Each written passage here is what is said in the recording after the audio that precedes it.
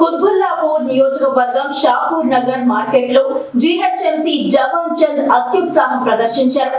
ఉదయం 4 గంటల నుండి కూరగాయల దుకాణాలు, చిరు వ్యాపారం చేసుకునే తోపుడు బండ్లపై జేసీబీతో తొక్కించి కూల్చివేశాడు. ఈ దారుణాన్ని చూసి టౌన్ ప్లానింగ్ అధికారి, మున్సిపల్ కమిషనర్ స్పందించి బాధితులతో కలిసి వారికి న్యాయం చేకూర్చాలని ధర్నాకు దిగారు.